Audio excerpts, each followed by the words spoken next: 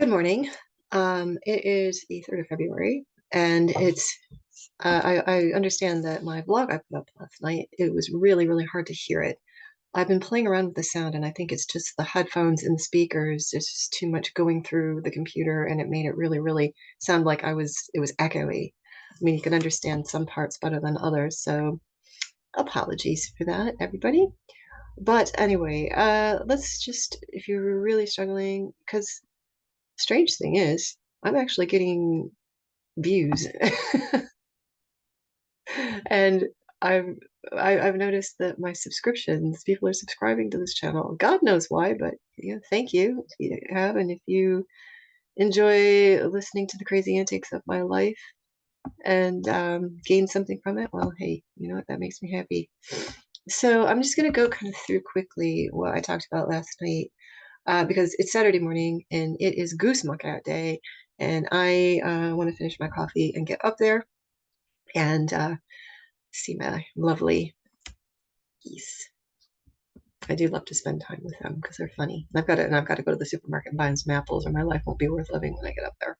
Right. Anyway, let's go to the little bullet point thing. I know Sven talked to me last night about it and says, why is your camera up in the corner? It's because I'm using Zoom as a platform. And I like using the Zoom platform because I can put notes and everything up and photos of what I've done on the cycle challenge. And it just, I don't know, and it's running. And the thing I thought about was, keep this going for the year. And at the end of the year, when we've come around again, do a little, I don't know. Anyway, we'll see. I just like this better because I don't have to go scrambling around for bits of paper. What am I going to talk about? What am I going to talk about? I can just do this and we can look back on it. All right. Anyway, and you can see there's some serial killer style handwriting at the bottom in purple. That's because I forgot a couple of things. And I was struggling last night to get it to type. I don't know. Sometimes Microsoft PowerPoint doesn't like to cooperate. Okay, so I've done a couple of sound checks, and it was sounding a lot more clear. So anyway, yeah, one of the first things I talked about was Sven. And Sven is a big fan of this blog. Sven and I've known each other for quite a while. I have a lot of really good friends from Sweden in and around Gothenburg. I have good friends in Norway, the Scandinavian area. And Sven is somebody that I go over to visit quite often, and we train martial arts together. And yeah, we've just become very good friends. And Sven is off to the Philippines in a couple of weeks. Try to be happy for you. I am very happy for you. I'm just jealous that I can't go. I would love to be able to do that. Right now, travel's not plans. Not until I have a couple of them that I want to do this summer that I'm shooting for. World Championships in Poland and absolutely 100% summer camp for KSI because that's one of my goals for 2024. I haven't really talked about much about what I really do want to accomplish this year in those terms, in terms of martial arts, because I've just been moaning about the fact that it's January and it's miserable, and I hate January. after January 1st, New Year's Day, it's just ding. Right, anyway, but it's gone. That month is gone. It's February now. It's still cold. The weather's still miserable. The days are slowly getting longer. But spring is in the air, and we know that there's not that many more days until we move the clocks ahead and we really start seeing a difference in the days. Of course, Lucy is at the window right now and wants to come in. So bear with me, everybody. I have to go let a very obnoxious cat in. Right. Anyway, Lucy, you pick your moments. Come on. Come on. Come on, Luna. Come on. All right. Anyway, she's going to stand there and think about it. Oh, no, she's not. She's going to come in. Well done, girl. Yep, I believe in doing it as it happens. Live video. Can't beat it. Okay, well, first thing I gotta talk about. Anyway, well, Sven, Sven, thank you for the reminder. Was yesterday at work, I got a little message going, "You didn't do your Thursday night vlog." And I said, "Yeah, because what happened was, I got home, I wanted to get on my cycle. I did some, and my lodger friend who I've known for a long time, rents a room off me, messaged me, says, "Well, I'm in A&E. I had some stomach pain." I don't want to go into too much detail about it because it's his personal medical business. But I wanted, he asked if I could bring him some things in case they keep him overnight. So by the time we got that sorted, I got down there, got back, got my dinner, got things sorted for tomorrow. It was basically got to bed by about midnight. I just thought, oh, God, I'll do the vlog Friday. Did the vlog Friday, and then everybody was telling me, we can't really hear you. So we're doing it again. So, you guys, you're getting 2 vlogs this week. Yeah, so that was his reminder. But I also said that it's really kind of funny because it feels like I have a little bit of a fan club. Like, where's your vlog?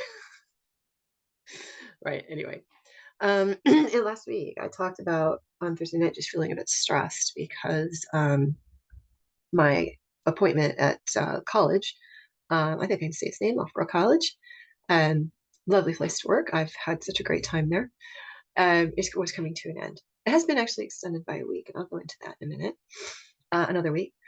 And I mean, my agency was, trying to find something, and nothing was really materializing. And I kept getting these calls from agencies and just saying, oh, yeah, we work with these colleges and stuff. And I'm like, well, you work with them, great, but do you actually have any jobs? Because it just gets so frustrating. Anyway, I got a call from one that I have worked with before. I'm registered with them. I just haven't done any work with them for a while because I was working another job, there for a while. And they called me and said, we have a position. So that's the words I want to hear. We have a position that we work with this school, and it's a maternity leave cover. It's an RE post. Um, I think they might really like your CV. We work with the school quite often as well. Do you mind if I send it over? Would this be of interest? And she said it would start. They're looking for somebody to start like right after half term. And I was like, okay, yeah, why not? It is a little bit of a trek. And we looked at that. And she says, look, I understand, but I've put people in there that have commuted 2 hours plus to get there, and they've enjoyed their time there. And the school really does try to accommodate that. I thought, well, why not? Send it over. It's a really nice girls' independent school. Very posh, but very inclusive too. Not we don't accept you because you don't come from a certain background kind of attitude at all. Right. Anyway, I thought like that. I always think that I don't know about me. I'm American. I'm completely different. I don't fit into a culture. She called me back about an hour later, and they said they want to talk to you.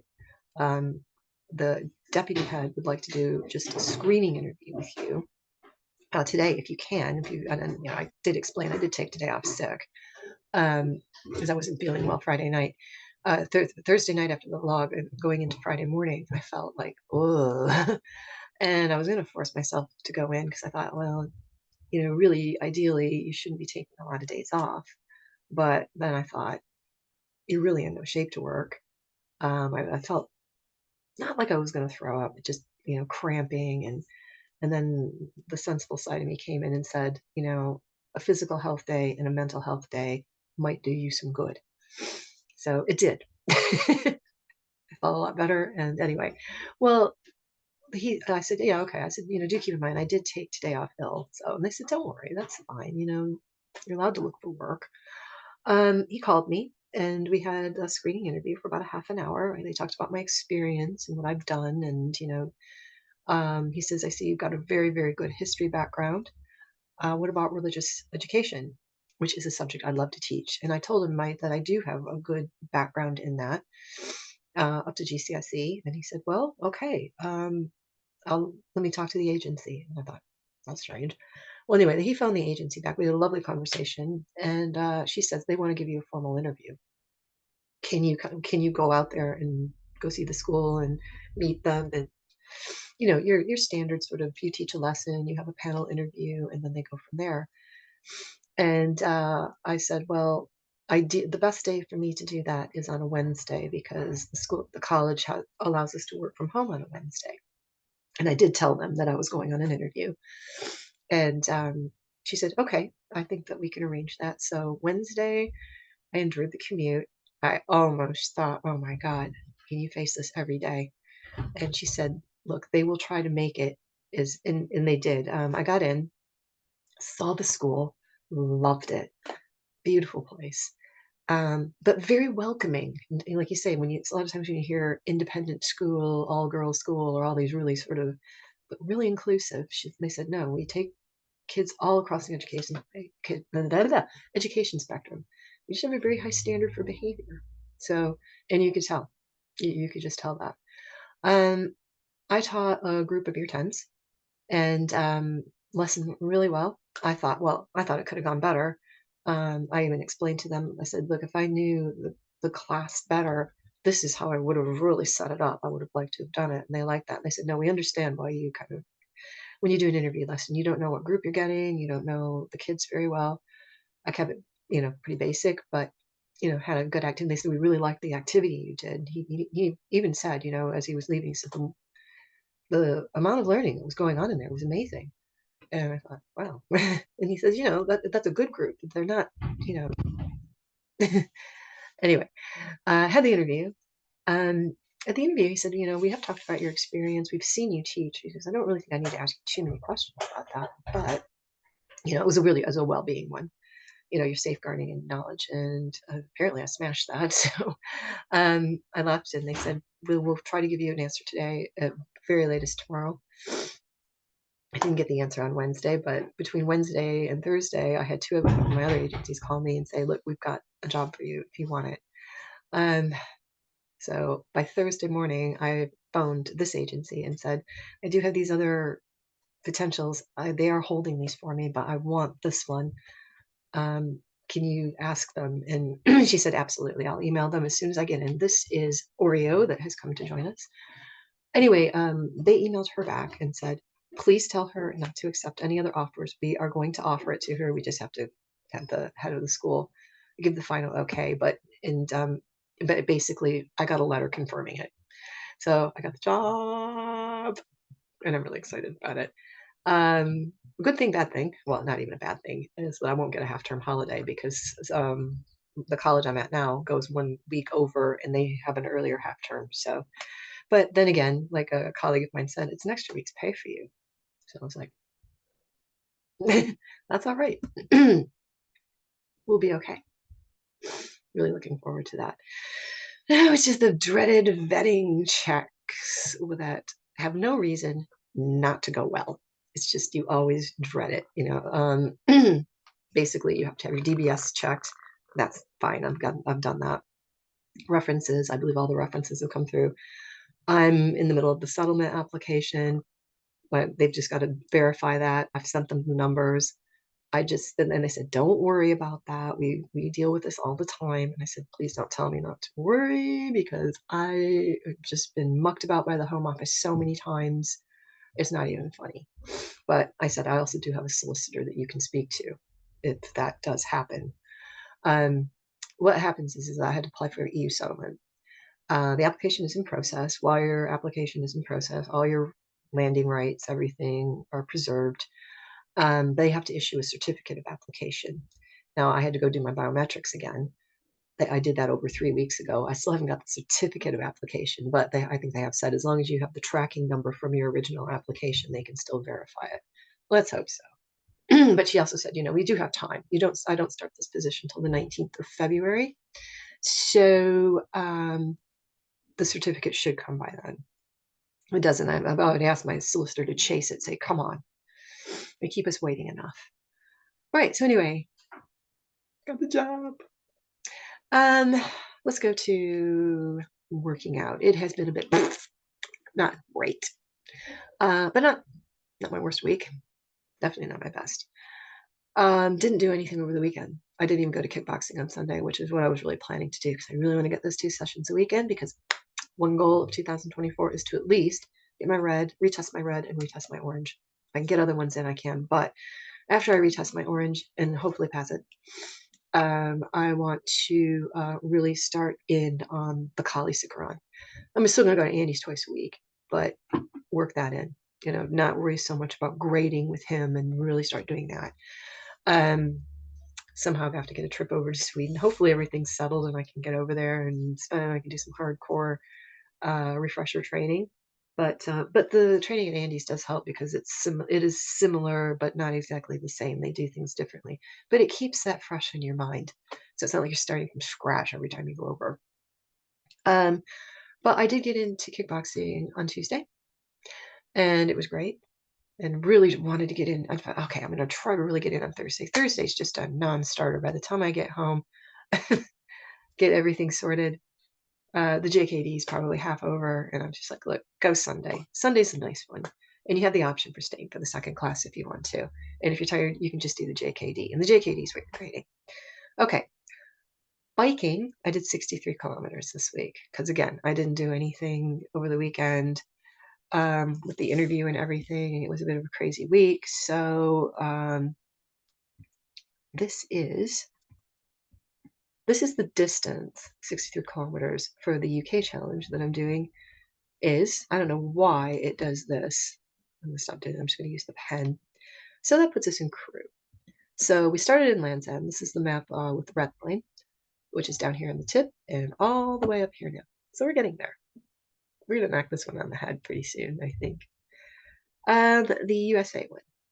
Now, last week I did it on the wrong one, so I've gone through and corrected it. So we are now to about Lewiston, Maine. So if I have a good week this week with cycling, I might just get out of Maine and into New Hampshire. So anyway, going back to the slide. The other thing that we usually talk about, almost finished The President's Men, All the President's Men by, I put Woodstein, it's Woodward and Bernstein. Very interesting, very eye-opening. It's kind of putting together a lot of the pieces that I didn't understand because this happened when I was so young. A lot of connections to today as well. So, and I've got the next book. I ordered the book that my union steward recommended, and looking forward to reading that about the Teamsters Union. The political news. It's better than the soaps, isn't it? Donald Trump was ordered to pay $83 million in the E. Jean Carroll case. The next one coming up, the next verdict, which was supposed to come down before the end of January, but I guess they've asked for an extension, is the New York civil fraud case. This is the one that could finish him financially if they're particularly harsh. But he is going to appeal and try to get the judgments down, I'm sure. We'll see. It's all really interesting. I love watching Ben Marsalis and Mike Cohen and all the other guests on the Midas Touch channel. If anybody wants some really good political commentary, subscribe to that channel. It's really good. It's data driven. It's not sensationalism, and I enjoy watching the programs on there. So much so that I haven't watched soaps in months. I'm so far behind on EastEnders and stuff, but I don't care. Okay, so yeah, that's where we are with political news. I'm so glad they're probably glad they don't have me on there. I don't really say much. Last thing, this photograph. If anybody's ever visited my house, I have my kitchen, and I had my kitchen done 2 years ago, just about 2 years ago. That green door you see in the photograph was the door into the little outhouse area. There was a little toilet behind there, and then there was a little area where the washer and dryer were, and that was just getting the roof was starting to, because the felt started to get holes in it. The roof was starting to rot, and water was coming in, and we've cleaned it up quite a bit. Ryan kind of reorganized it for me, and we've cleaned it up quite a bit, so it's better, but still not nice. So I made the decision about a year ago that once we got the kitchen done, that the next major project, well, last year's project was redoing the dining room floor. And this year it was finally going to take steps to getting that room sorted, because it was going to have to be, that roof was going to cave in eventually. It probably would have been okay for another year, but still, water was leaking in and it just wasn't nice. So got the financing for it in September and just decided to go for it.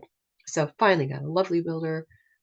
That room is now gone. That's what's left of it. And ironically, I don't think it's actually looked better. I said, probably just added value to my house, tearing that down.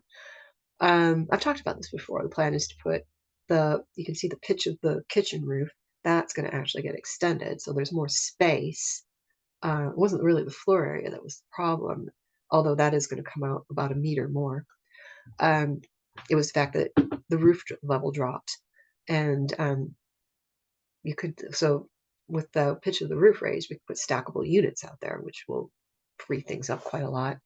The center wall between the toilet and there was this big brick wall that was just for the toilet.